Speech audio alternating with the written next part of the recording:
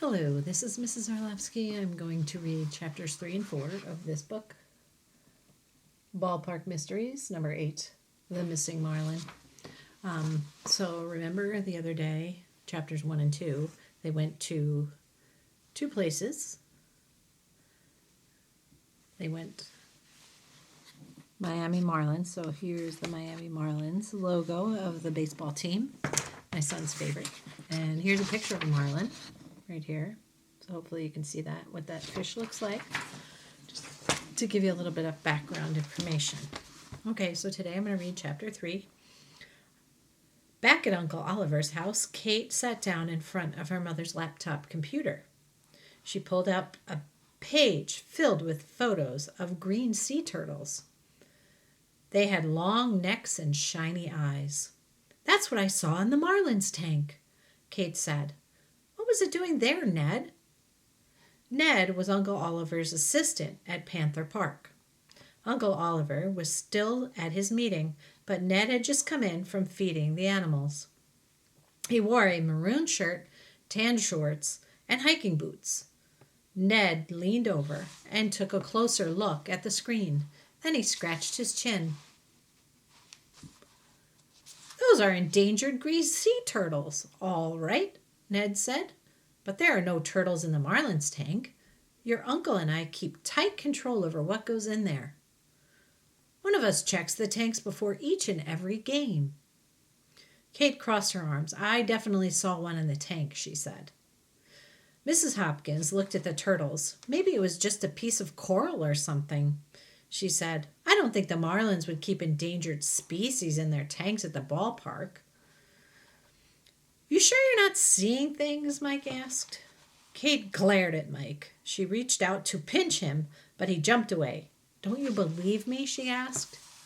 Ned stepped forward. "I'm sure you think you saw one. Why don't you ask your uncle to inspect the tanks with you before tomorrow's game?" "I guess," Kate said. She made a face at Mike. "Then I'll be able to prove I was right." Ned opened the door. "I've got to check on a few more animals," he said. "I'll see you later." After Ned left, Mike and Mrs. Hopkins played a game of checkers, and Kate read more about endangered animals. In a little while, Uncle Oliver came back. He walked in, dropped his briefcase on the table, and gave a deep sigh. "What's the matter?" Mrs. Hopkins asked. "I'm okay, but Panther Park isn't," he said. "I've just had a meeting about it. We barely have enough money to stay open. It's costing too much to feed and take care of all the animals rescued from poachers and smugglers. The money we get from visitors isn't enough." "Oh no," Kate said. "If you close, what will happen to the animals?" "If we have to shut down, we'll try to get them good homes at other zoos and aquariums," Uncle Oliver said. "Well, I know where one endangered animal found a home," Kate said.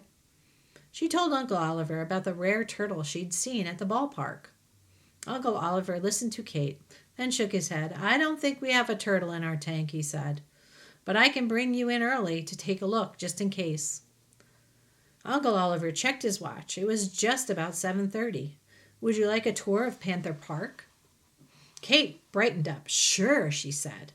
Uncle Oliver led Mike, Kate, and Mrs. Hopkins out the back door of the house onto a big wooden deck.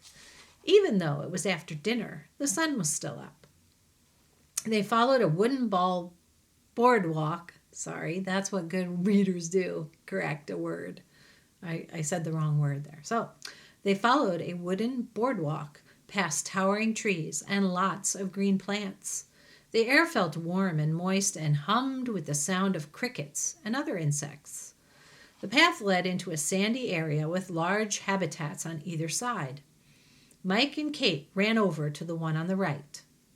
Two large cats with yellow eyes prowled along the fences at the edges of their habitat. Their fur was a deep tan color, but their ears and the ends of their tails were black. "You might know those cats as cougars, pumas, or mountain lions," Uncle Oliver said, "but down here we call them Florida panthers. In fact, they're our state animal. We rescued them from a poacher who was selling them." "They're beautiful," Kate said. She took, she gave, oh boy, turned too many pages, sorry. She took pictures of the panthers. Then she noticed a sign in front of the habitat. It stated that panthers don't roar. Instead, they growl, hiss, whistle, and purr. The sign also noted they can weigh up to 130 pounds or more.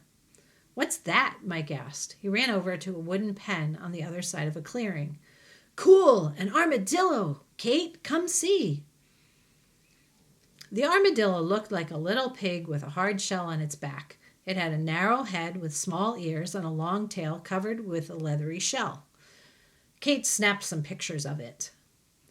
Most people think you only find armadillos in Texas, Uncle Oliver said, but Florida has them too.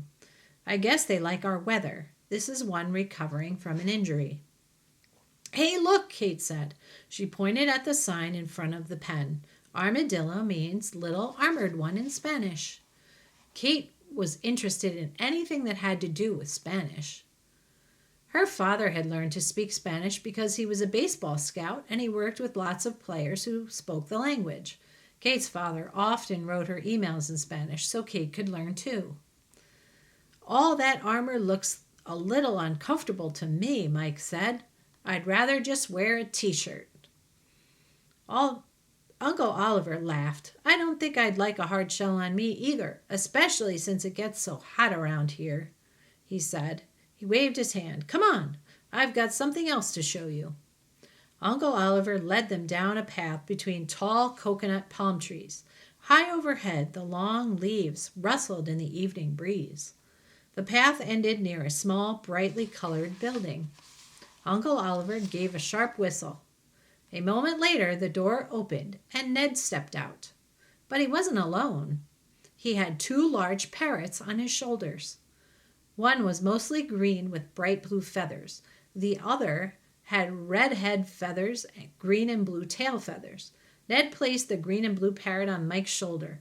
After standing for a moment, the parrot started strutting back and forth. Hey, that tickles, Mike said, as he tried to hold still, but the parrot ignored Mike's wiggles. It seemed very happy on his shoulder. You look like a pirate, Kate said. Ahoy, matey! Let's make you look like a pirate too, Ned said to Kate. He had her stick her right arm out in front of her. He placed the green and red parrot on her wrist. So here's a picture of them with the parrot, if you can see it. There we go. One's on his shoulder and she's putting hers on her wrist. Oh, wow, Kate said. This is great. I thought its claws would hurt, but I can barely feel them. Mrs. Hopkins took pictures of Kate and Mike with their birds. Then the red and green one hopped onto Mike's wrist. Mike put the green and blue one on Kate's shoulder. Finally, Ned took the birds back to their roost. I've saved the best for last, Uncle Oliver said. Let me show you where we raise my baseball fish. You can also get a peek at my favorite one of all. He has the brightest red markings yet. I've named him Marlin, after the team. Uncle Oliver led them through the clearing to a large black and white building. Once they were through the doorway, Uncle Oliver flipped on the lights. The room was filled with fish tanks. Uncle Oliver gasped. What's the matter? Mrs. Hopkins asked. Is anything wrong? Uncle Oliver reached out his hand to the wall to steady himself. Yes, Marlin is missing. That's the end of chapter 3. So now you know, maybe you know, what is the problem. So if you're filling in a chart with your setting, your characters in the story, now you have the problem. So what is the problem? Marlin is missing. And Marlin is one of the baseball fish. So now we've come to the problem in the story. Okay, fish and gummy sharks. This is chapter 4. The next day, Kate and Mike quietly opened the door to the baseball fish building. You sure it's okay to be here? Mike whispered to Kate. Yes, Kate nodded. Uncle Oliver said we could look around. But I'm not sure he wanted us going inside the buildings, Mike said. He bounced his green tennis ball on the concrete floor. It was Friday morning. Mrs. Hopkins was back at the house working on her story. Uncle Oliver had told Mike and Kate they could explore the Nature Center grounds if they wanted. Later that morning, they were heading to the Marlin's ballpark for a game. "Come on," Kate said. "We only have an hour until Panther Park opens. We need to look for clues to help Uncle Oliver. I'll start near the windows. You check by the fish tanks. You know what we're looking for?" "Anything fishy," Mike said with a smile. "Get it? Fishy tank, fish tanks, fishy." Kate rolled her eyes at Mike's bad pun, like, "Ugh." "Look for anything strange," she said. She bent down to look at the window frame. If Uncle Oliver won't go to the police, we're his only chance. After they had discovered the night before that Uncle Oliver's favorite fish, Marlin, was missing, their uncle had told them a secret. It wasn't the first time someone had stolen his fish. 2 baseball fish had been taken the week before. But Uncle Oliver didn't want to call the police. He was worried the Marlins might fire him from taking care of their fish tanks and hire someone else. And without the Marlins' job, Uncle Oliver wouldn't have enough money to keep Panther Park open. "First, we have an endangered turtle. Now we have missing fish," Kate said while she was searching. "Those are 2 strange things. I think they're connected." "I don't know, Kate," Mike said. "It may only be missing fish. Nobody else has seen your phantom turtle." "You'll see it later this morning when we check the tanks with Uncle Oliver," Kate said.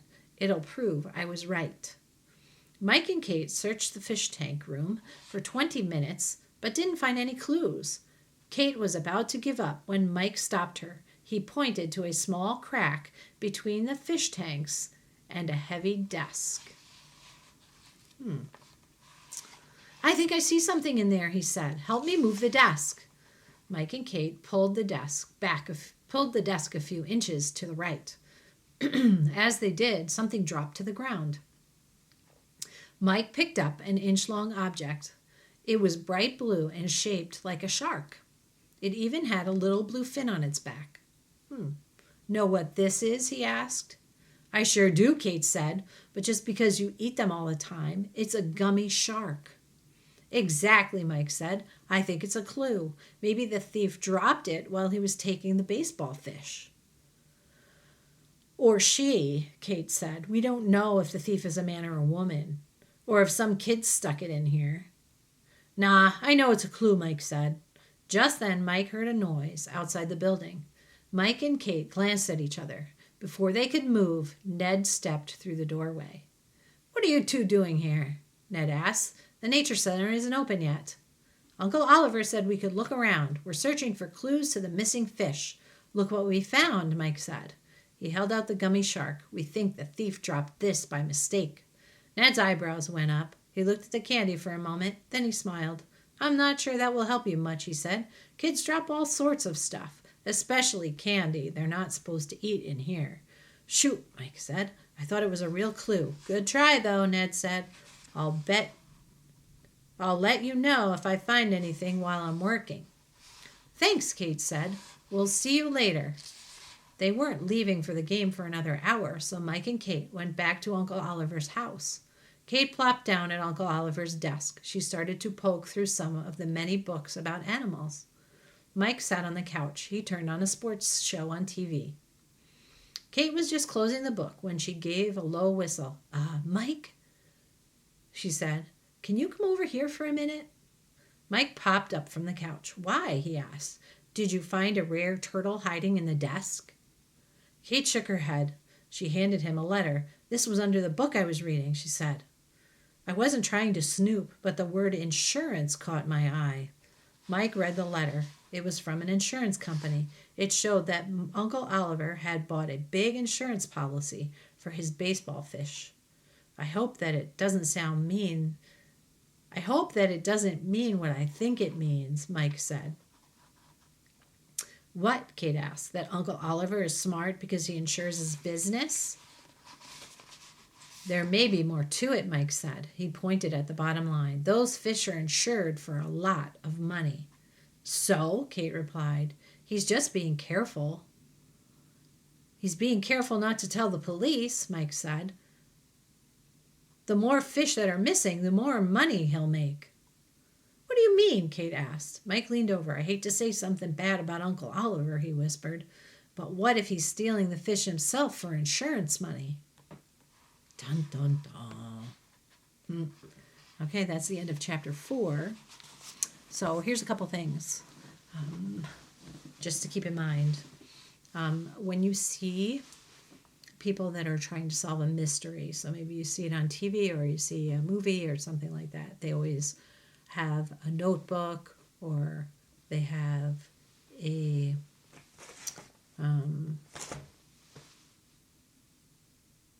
magnifying glass. I'm trying to think. But they usually have a notebook to take notes. And that's something that maybe when you're reading this book would be a good idea, because you can take down notes about the characters so you know the character traits, what kind of person they are, what they like, what they don't like, how they act.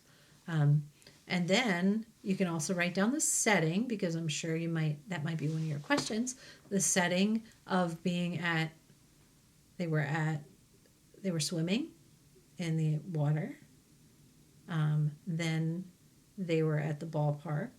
Now they were at Panther Park. So these are some of the places that this story seems to be taking place. So when they talk about setting, that's what you have to know. What it looks like, what things are around, what the characters may be doing there. And then the problem. And now we know the problem is the missing marlin fish. So it's not a marlin like the one I showed you before. It's a little fish that looks like a baseball named Marlin. I didn't know that from the beginning, but now we both do. So I hope you're enjoying it. More tomorrow.